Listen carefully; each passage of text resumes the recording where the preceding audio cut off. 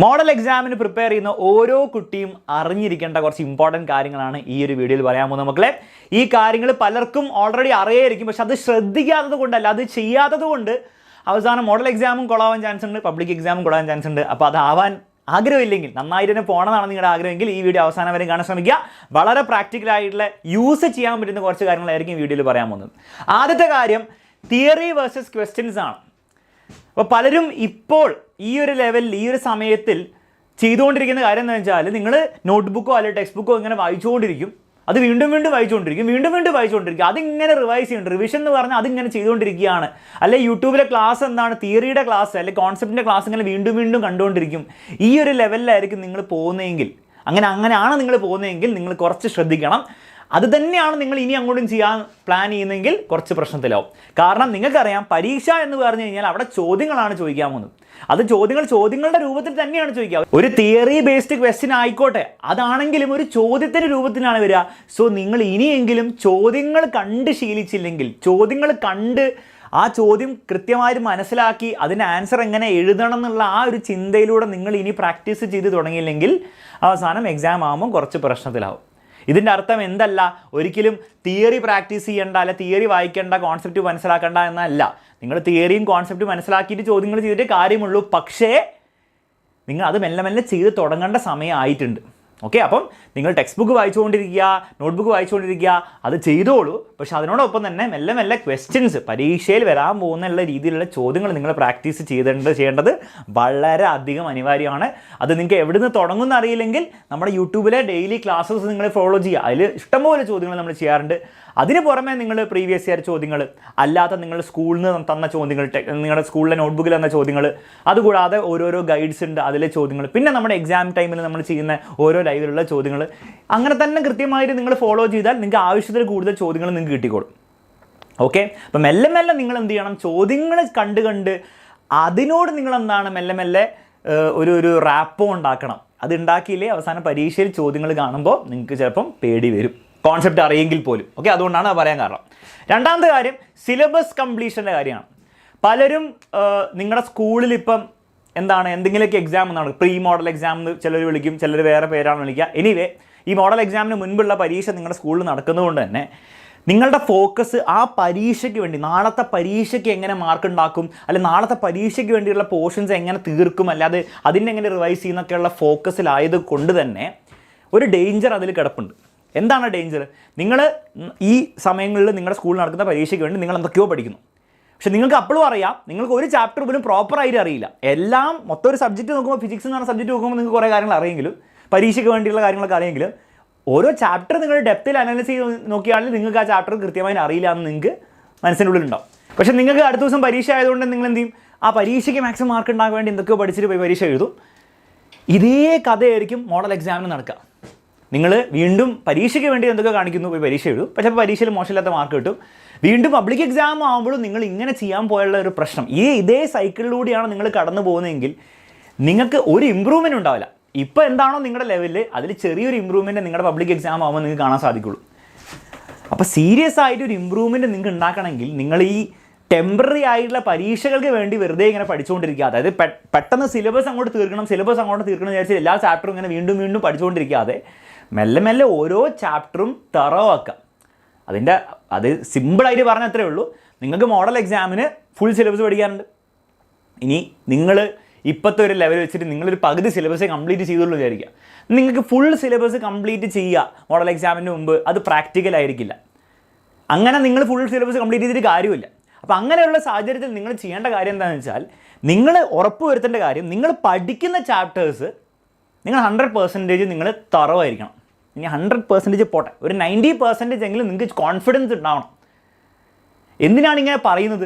ഇതിൽ പറയാൻ കാരണം എന്ന് വെച്ചാൽ, നിങ്ങൾ ആലോചിച്ച് നോക്കും, നിങ്ങൾ മോഡൽ എക്സാം കഴിഞ്ഞിട്ട് വളരെ കുറച്ച് ദിവസമുള്ളൂ നിങ്ങൾ പബ്ലിക് എക്സാം. അപ്പോൾ ആ സമയങ്ങളിൽ നിങ്ങൾക്ക് കുറേ ചാപ്റ്റേഴ്സ് പഠിച്ചെടുക്കാൻ സമയമില്ല. അപ്പം നിങ്ങൾ എൻഷുർ ചെയ്യേണ്ട കാര്യം, നിങ്ങൾ മോഡൽ എക്സാമിന് എത്ര ചാപ്റ്റർ, ഇപ്പോൾ ഒരു 10 ചാപ്റ്റേഴ്സുള്ള സബ്ജക്റ്റ് ആണെങ്കിൽ, നമ്പർ വെറുതെ പറയുകയാണ്, 10 ചാപ്റ്റേഴ്സുള്ള സബ്ജക്റ്റ് ആണെങ്കിൽ നിങ്ങൾ 6 ചാപ്റ്ററെ പഠിക്കുന്നുള്ളൂ, 7 ചാപ്റ്ററെ പഠിക്കുന്നുള്ളൂ വിചാരിക്കാം. ആ 7 ചാപ്റ്ററും തറവായിരിക്കണം. അതായത് മോഡൽ എക്സാം കഴിഞ്ഞ് പബ്ലിക് എക്സാമിനുള്ള ആ ഗ്യാപ്പിൽ ആ 7 ചാപ്റ്റേഴ്സ് ജസ്റ്റ് റിവൈസ് ചെയ്യുക എന്നല്ലാതെ അത് വീണ്ടും പഠിക്കേണ്ട ഒരു ആവശ്യം ഉണ്ടാക്കി വെക്കരുത്. മനസ്സിലായില്ലേ? അത് വീണ്ടും ഞാൻ പഠിക്കേണ്ട ഒരു അവസ്ഥയിലേക്ക് നിങ്ങൾ അല്ല, അങ്ങനെയാണ് നിങ്ങൾ പ്ലാൻ ചെയ്യുന്നതെങ്കിൽ അത് നിങ്ങൾ ഡേഞ്ചറിലേക്കാണ് നിങ്ങൾ പോകുന്നത്. കാരണം നിങ്ങൾ ആലോചിച്ച് നോക്കി, അതും പഠിക്കണം, ബാക്കിയുള്ള 3 ചാപ്റ്ററും പഠിക്കണം. അപ്പോൾ എന്താണോ നിങ്ങൾ പഠിക്കുന്നത് അത് തറവായിരിക്കണം. ഓക്കെ, ബാക്കിയുള്ള ചാപ്റ്റേഴ്സ് നിങ്ങൾക്ക് എന്ത് ചെയ്യാം, നിങ്ങൾക്ക് ആ ഒരു എക്സ്ട്രാ ഗ്യാപ്പിൽ നിങ്ങൾക്ക് പഠിച്ചെടുക്കാൻ പറ്റും. പക്ഷേ ആ പഠിക്കുന്ന സാധനം തറവായെങ്കിൽ മാത്രമേ അത് നടക്കുകയുള്ളൂ. അതിന് പകരം നിങ്ങളുള്ള 10 ചാപ്റ്റർ മൊത്തം ഒരു എന്താണ് ഒരു ഒപ്പിച്ച് ഇങ്ങോട്ട് പഠിച്ച് പരീക്ഷ എഴുതാൻ പോയാലുള്ള പ്രശ്നം, ചിലപ്പോൾ മോഡൽ എക്സാമിൽ മാർക്ക് കിട്ടും, പക്ഷെ പബ്ലിക് എക്സാം ആകുമ്പോൾ വീണ്ടും നിങ്ങൾ ആ ഒപ്പിച്ച ലെവലിലാണ്. നിങ്ങൾക്ക് ഏതാണ് നിങ്ങൾ പഠിക്കാത്തത്, ഏത് ഭാഗത്താണ് നിങ്ങൾ വിട്ടുപോയെന്ന് പോലും നിങ്ങൾക്ക് ഓർമ്മ ഉണ്ടാകും. അപ്പോൾ അതൊരു വളരെ വൃത്തികെട്ടൊരവസ്ഥയിലേക്ക് നിങ്ങളെ നയിക്കും. അതുകൊണ്ട് സിലബസ് കംപ്ലീഷനിൽ ഓവർ ഫോക്കസ് ചെയ്യാതെ പഠിക്കുന്ന കാര്യങ്ങൾ മാക്സിമം ക്ലിയർ ആക്കി തറവാക്കി പഠിക്കുക. അത് വീണ്ടും പഠിക്കേണ്ട ഒരു അവസ്ഥ ഉണ്ടാക്കരുത്. അങ്ങനെ ചിന്തിച്ചാൽ മതി. കാര്യം മനസ്സിലായി? നെക്സ്റ്റ് കാര്യം സമയത്തിൻ്റെ കാര്യമാണ്. ഈ പറഞ്ഞ പരിപാടിയൊക്കെ നടക്കണമെങ്കിൽ, ഞാൻ പറഞ്ഞ പോലെ ക്വസ്റ്റ്യൻസ് ചെയ്യാൻ വേണ്ടി എക്സ്ട്രാ ടൈം കണ്ടെത്തണമെങ്കിൽ, ഈ പറഞ്ഞ പോലെ പഠിക്കുന്ന ചാപ്റ്റേഴ്സ് തറവാക്കി പഠിക്കണമെങ്കിൽ മിനിമം 6 മണിക്കൂറെങ്കിലും ഡെയിലി പഠിച്ചു തുടങ്ങിയാലേ പരിപാടി നടക്കുകയുള്ളൂ. ഇപ്പോൾ സ്കൂളിലൊക്കെ നിങ്ങൾ ക്ലാസ്സസ് നിങ്ങളുടെ കഴിഞ്ഞു, നിങ്ങൾ വീട്ടിൽ നിന്നാണ് പഠിക്കുന്നെങ്കിൽ 6 മണിക്കൂറൊക്കെ മിനിമമാണ്. അല്ലാതെ സ്കൂളിൽ പോകുന്നുണ്ടെങ്കിൽ നിങ്ങളൊരു മിനിമം ഒരു 4 hours എങ്കിലും നിങ്ങളുടെ ഭാഗത്തുനിന്ന് കണ്ടെടുത്തണം. ഓക്കെ, നിങ്ങൾക്കൊരു എക്സ്ക്യൂസ് അല്ല സ്കൂളിൽ ഞാൻ പോകുന്നുണ്ട് അതുകൊണ്ട് എനിക്ക് സ്വന്തം പഠിക്കാൻ കുറേ സമയമില്ല, അതൊരു എക്സ്ക്യൂസ് അല്ല. നിങ്ങൾ ഇൻസ്പൈറ്റ് ഓഫ് ദാറ്റ് നിങ്ങൾ കണ്ടെത്തണം. കാരണം നിങ്ങൾ ആർക്ക് വേണ്ടിയിട്ടാണ് ഈ ഒരു പരീക്ഷയ്ക്ക് വേണ്ടി പഠിക്കുന്നത്? നിങ്ങൾക്ക് വേണ്ടി തന്നെയാണ്. അല്ലാണ്ട് സ്കൂളിലെ ആൾക്കാർക്ക് വേണ്ടിയിട്ടോ പേരൻസിന് വേണ്ടിയിട്ടോ ഒന്നുമല്ല, നിങ്ങൾക്ക് വേണ്ടിയിട്ടാണ്. അത് പേരൻസിനും കൂടി വേണേൽ ആവാം. നിങ്ങൾക്ക് അവർക്കും സന്തോഷമാവും, അവർക്ക് നിങ്ങൾക്ക് നല്ല മാർക്ക് കിട്ടുമ്പോൾ അവർക്ക് ഒരു ഹാപ്പിനെസ് കൊടുക്കുമെങ്കിൽ അത് അവർക്കും കൂടി വേണ്ടിയാവാം. പക്ഷേ കംപ്ലീറ്റ് റെസ്പോൺസിബിലിറ്റി ആരുടെയാണ്? നിങ്ങളുടെ തന്നെയാണ്. അപ്പം സമയം കണ്ടെത്തിയേ പറ്റുള്ളൂ. അല്ലാണ്ട് ഈ പറഞ്ഞ കാര്യങ്ങളൊന്നും നടക്കില്ല. അതാണ് പ്രശ്നം. കേൾക്കാൻ നല്ല രസമുണ്ടാവും, പക്ഷേ ഇത് ചെയ്യാൻ നിങ്ങൾക്ക് സമയം ഉണ്ടാവില്ല. ക്ലിയർ ആണ്? അപ്പോൾ ഈ സമയമെങ്കിലും മിനിമം നിങ്ങൾ കൊടുക്കണം. പിന്നെ 4ാമത്തെ കാര്യം സ്ട്രെസ്സിൻ്റെ കാര്യമാണ്. മക്കളെ, നിങ്ങൾ യൂട്യൂബിൻ്റെ കമൻറ്റ്സ് നോക്കുമ്പോഴും മനസ്സിലാവുന്നുണ്ടാവും, ലൈവ് ചാറ്റ് നോക്കുമ്പോഴൊക്കെ നിങ്ങൾ കാണുന്നതായിരിക്കും. എല്ലാവർക്കും ടെൻഷൻ ഉണ്ട്, എല്ലാവർക്കും സ്ട്രെസ് ഉണ്ട്. അപ്പോൾ ഒരു കാര്യം നിങ്ങൾക്ക് മനസ്സിലായി, നിങ്ങളുടെ മാത്രം പ്രശ്നമല്ല അത്. എല്ലാ 10ാം ക്ലാസ്സും +1ഉം +2 ഒക്കെ പരീക്ഷ എഴുതുന്ന എല്ലാ കുട്ടികൾക്കും ഇതേ സെയിം പ്രശ്നമാണുള്ളത്.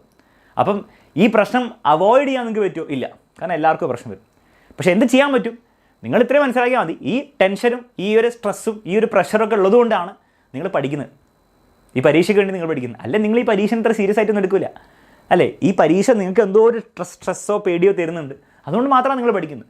ആ ഒരു കാര്യം മനസ്സിലാക്കി ആ ഒരു സ്ട്രെസ്സിനെയും ടെൻഷനൊക്കെ എന്ത് ചെയ്യുക, നിങ്ങളുടെ ഒരു ഫ്രണ്ടിനെ പോലെ നിങ്ങൾ എന്ത് ചെയ്യുക, കരുതുക. ഈ ഫ്രണ്ടിനെ പോലെ കരുതാൻ പറ്റില്ലെങ്കിൽ നിങ്ങൾ ഇങ്ങനെ ആലോചിച്ചാൽ മതി, ഇതുള്ളതുകൊണ്ടാണ് ഞാൻ പഠിക്കുന്നത്, അതുകൊണ്ട് തൽക്കാലം ഇതിവിടെ നോട്ടെ, പരീക്ഷ കഴിയുമ്പോൾ ഞാൻ എന്ത് ചെയ്യാം, ഇതിനെ കളഞ്ഞോളാം എന്നുള്ളൊരു മെൻറ്റാലിറ്റിയിൽ നിങ്ങൾ പോയാൽ മതി.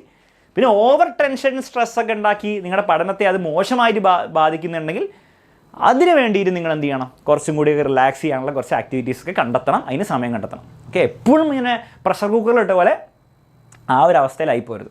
ഓക്കെ, പിന്നെ അവസാനത്തെ കാര്യം എക്സാമിനർ. മക്കളെ, എന്തൊക്കെയാണെങ്കിലും ഞങ്ങളിവിടെ ഉണ്ട്. ഞങ്ങളെന്ന് പറഞ്ഞാൽ ഞാനോ കുറച്ച് ടീച്ചേഴ്സ് മാത്രമല്ല, whole examiner team, examiner faculty team, നിങ്ങൾക്ക് വേണ്ടി ഓരോ സ്ലൈഡ് ഉണ്ടാക്കുന്ന, നോട്ട്സ് ഉണ്ടാക്കുന്ന, ക്വസ്റ്റ്യൻ പേപ്പേഴ്സ് ഉണ്ടാക്കുന്ന, പല പല കാര്യങ്ങൾ നിങ്ങൾക്ക് വേണ്ടി ചെയ്തു തരുന്ന ഒരു വലിയൊരു ബാക്ക് എൻഡ് ടീമും നിങ്ങൾക്ക് വേണ്ടി പ്രവർത്തിക്കുന്നുണ്ട്. അവരൊക്കെ എന്തിനായി പണിയെടുക്കുന്നത്? അവർ പണിയെടുക്കുന്നത് നിങ്ങൾക്ക് വേണ്ടി മാത്രമാണ്. അല്ലേ, നിങ്ങൾ ആലോചിച്ച് നോക്കി. ഇപ്പോൾ എക്സാമിനറുടെ ബാച്ചും കാര്യങ്ങളൊക്കെ ഉണ്ട്. നിങ്ങൾ അതിൽ ബാച്ചിൽ ജോയിൻ ചെയ്തില്ലെങ്കിൽ പോലും നിങ്ങൾക്ക് യൂട്യൂബിൽ ഈ കാര്യങ്ങളൊക്കെ നമ്മൾ ചെയ്തു തരുന്നത് എന്തിനാണ്? അത് എക്സാമിനർ കേരളത്തിലെ എല്ലാ മക്കൾക്കും നന്നായിട്ട് പഠിക്കണം, അവർക്ക് പഠിക്കാനുള്ളൊരു അവസരം ഉണ്ടാക്കാൻ വേണ്ടി മാത്രമാണ്. അതിനുവേണ്ടിയാണ് എത്രയും ആൾക്കാർ വർക്ക് ചെയ്യുന്നത്. അപ്പം നിങ്ങൾ ഓരോരുത്തർക്കും വേണ്ടി, നിങ്ങൾ ഇൻസ്പൈറ്റ് ഓഫ് നിങ്ങളുടെ ബാച്ചിൽ ജോയിൻ ചെയ്തില്ലോ. കാരണം നിങ്ങൾക്കറിയായിരിക്കും എക്സാമിനർ യൂട്യൂബിൽ ലക്ഷങ്ങളോളം കുട്ടികളാണ് ഓരോ ക്ലാസ്സിലും വന്ന് പഠിക്കുന്നത്. സബ്സ്ക്രൈബേഴ്സിൻ്റെ ആണെങ്കിലും നമ്മുടെ വ്യൂസിൻ്റെ ആണെങ്കിലും എടുത്ത് നോക്കിയാൽ മനസ്സിലാവും. അതിൽ വളരെ ചുരുക്കം പേരെ ബാച്ചിൽ ജോയിൻ ചെയ്യുന്നുള്ളൂ. അത് ഞങ്ങൾക്ക് പറയാം. നെക്സ്റ്റ് ഇയർ നിങ്ങളിപ്പം പഠിച്ചുകൊണ്ടിരിക്കുന്ന ക്ലാസ്സിൽ നെക്സ്റ്റ് ഇയർ നമ്മുടെ ബാച്ചിലേക്ക് വരുമ്പോൾ ഞങ്ങൾക്ക് ഉറപ്പാണ് ഈ എല്ലാ കുട്ടികളും ബാച്ചിൽ നിന്ന് പഠിക്കുന്നില്ല. ഇൻസ്പൈറ്റ് ഓഫ് ദാറ്റ് നമ്മൾ എന്ത് ചെയ്യും, നമ്മളെല്ലാവർക്കും വേണ്ടി എന്ത് ചെയ്യും, ഏറ്റവും ബെസ്റ്റ് കാര്യങ്ങൾ ചെയ്തുകൊണ്ടിരിക്കും. അപ്പം അവിടെ ഈ യൂട്യൂബ് എന്ന് പറഞ്ഞ ഈ ഒരു സ്പേസിൽ ഇവിടെ ഒരു മോശം ഇൻറ്റൻഷനും ഇല്ല. ബാച്ചിൽ ജോയിൻ ചെയ്യേണ്ടവർക്ക് ജോയിൻ ചെയ്യാം, പൈസ കൊടുക്കേണ്ടവർക്ക് പൈസ കൊടുക്കാം. പക്ഷേ അതൊക്കെ സെപ്പറേറ്റ്, അതൊക്കെ നിങ്ങളുടെ ഇഷ്ടം, നിങ്ങളുടെ ഇഷ്ടക്കേട്, അതൊക്കെ നിങ്ങൾക്ക് ഇഷ്ടമുള്ള പോലെ ചെയ്യാം. പക്ഷേ യൂട്യൂബിൻ്റെ കാര്യം വരുമ്പോൾ ഇവിടെ ചെയ്യുന്ന എല്ലാ കാര്യങ്ങളും നമ്മളെന്താണ് 100% ഫ്രീ ആയിട്ടാണ് ചെയ്യുന്നത്. അത് 100% സിൻസിയറിറ്റിയോടുകൂടി ചെയ്യുന്നത്. ഫ്രീ ആയതുകൊണ്ട് എന്തെങ്കിലും മോശമാക്കി കളയാം എന്നുള്ള ഒരു കാര്യം പോലും നിങ്ങൾ ഇതിൽ കണ്ടിട്ടുണ്ടാവില്ല, നമ്മൾ ചെയ്തിട്ടുണ്ടാവില്ല. അപ്പോൾ ഇത്രയും നല്ലൊരു ടീമാണ്, നല്ല വെൽ ഇൻറ്റൻഷനോടെ നിങ്ങളുടെ പേരൻസിനും നിങ്ങളുടെ ഫാമിലിക്കും നിങ്ങളോടുള്ള ഒരു ഇൻറ്റൻഷൻ ഉണ്ടാവില്ലേ അല്ലേ, നിങ്ങൾക്കും അങ്ങോട്ടുണ്ടാവുന്നത് അല്ലേ, മനസ്സിലായോ? സംഭവം അത്രേ ഉള്ളൂ. നിങ്ങളുടെ കുടുംബത്തിൽ അങ്ങോട്ടും ഇങ്ങോട്ടും എല്ലാവർക്കും നല്ലത് വരണമെന്ന് മാത്രമല്ലേ നമ്മൾ ചിന്തിക്കുകയുള്ളൂ അല്ലേ? എപ്പോഴെങ്കിലും എൻ്റെ അച്ഛനോ അല്ല എൻ്റെ അമ്മയ്ക്കോ മോശം വരണം നമ്മൾ ചിന്തിക്കില്ല. എപ്പോഴും എന്താണെങ്കിലും നമ്മൾ അവർക്ക് ഇഷ്ടമില്ലാത്ത കാര്യം ചെയ്യുകയാണെങ്കിലും അവർക്ക് നമുക്ക് ഇഷ്ടമില്ലാത്ത കാര്യം ചെയ്യുകയാണെങ്കിലും എപ്പോഴും ഒരു നല്ല ഇൻറ്റൻഷൻ, അങ്ങോട്ടും ഇങ്ങോട്ടും നല്ലത് വരണം എന്നുള്ള ഇൻറ്റൻഷനിലുള്ള എല്ലാ കാര്യം ചെയ്യുക. ആ ഒരു ഇൻറ്റൻഷനെ എക്സാമിനറിൽ എല്ലാവർക്കും ഉള്ളൂ. അപ്പോൾ ഇത്രയും നല്ലൊരു ടീം നിങ്ങൾക്ക് വേണ്ടിയിട്ട് ഇവിടെ ഉണ്ട്. അതിൻ്റെ മുഖങ്ങളായിട്ടാണ് നിങ്ങൾ ഫാക്കൽറ്റീനെ കാണുന്നതെങ്കിൽ ഇത്രയും പേര് നിങ്ങൾക്ക് വേണ്ടിയിട്ട് മാത്രമാണ് വർക്ക് ചെയ്യുന്നതെന്നുള്ള ആ ഒരു ചിന്ത നിങ്ങളുടെ മനസ്സിൽ എവിടെയെങ്കിലും നിങ്ങളൊന്ന് ഒളിപ്പിച്ച് വെക്കുക. അത് തീർച്ചയായിട്ടും നിങ്ങളെ ഹെൽപ്പ് ചെയ്യുന്നതാണ് എൻ്റെ പ്രതീക്ഷ. സോ മക്കളെ, ഈ വീഡിയോയിൽ പറഞ്ഞ കാര്യങ്ങൾ അതിൽ പല കാര്യങ്ങളും നിങ്ങൾ ഓൾറെഡി നിങ്ങളുടെ മനസ്സിലുള്ള കാര്യങ്ങളായിരിക്കും, നിങ്ങൾ ഓൾറെഡി ചിന്തിച്ച കാര്യങ്ങളായിരിക്കും, അല്ലെങ്കിൽ ചിന്തിക്കാൻ പോകുന്ന കാര്യങ്ങളായിരിക്കും. ഒന്നും വലിയ സീക്രറ്റ്സ് ഒന്നും അല്ല ഇൻഫാക്ട്. പക്ഷേ പലരും മറന്നു പോകുന്ന കുറച്ച് കാര്യങ്ങളാണ്, അല്ലെ ഇഗ്നോർ ചെയ്യുന്ന, അല്ലെ ചിലപ്പോൾ എന്താണ് കാണാതെ പോകുന്ന കുറച്ച് കാര്യങ്ങളാണ്. അത് നിങ്ങൾ കണ്ടു കഴിഞ്ഞാൽ, അല്ലെങ്കിൽ നിങ്ങൾ മനസ്സിലാക്കി കഴിഞ്ഞാൽ നിങ്ങളെ തീർച്ചയായിട്ടും മോഡൽ എക്സാമിനും പബ്ലിക് എക്സാമിനും നിങ്ങളെ സഹായിക്കുന്ന കാര്യത്തിൽ ഒരു സംശയം ഇല്ലാത്തതുകൊണ്ടാണ് ഇങ്ങനൊരു വീഡിയോ ചെയ്യാൻ കാരണം. ഈ ഒരു വീഡിയോ നിങ്ങൾക്ക് യൂസ്ഫുൾ ആയെങ്കിൽ തീർച്ചയായും കമൻറ്റ് ബോക്സിൽ കമൻറ്റ് ചെയ്യുക. നിങ്ങൾക്ക് ഫ്രണ്ട്സിന് ഷെയർ ചെയ്ത് കൊടുക്കാൻ മടിയില്ലെങ്കിൽ അത് ചെയ്തും കൊടുക്കുക. ഓക്കെ, മറ്റൊരു വീഡിയോയിൽ വീണ്ടും കാണാം. എല്ലാവർക്കും ഓൾ ദി ബെസ്റ്റ്. നമ്മൾ ഇനിയും കണ്ടുകൊണ്ടിരിക്കും.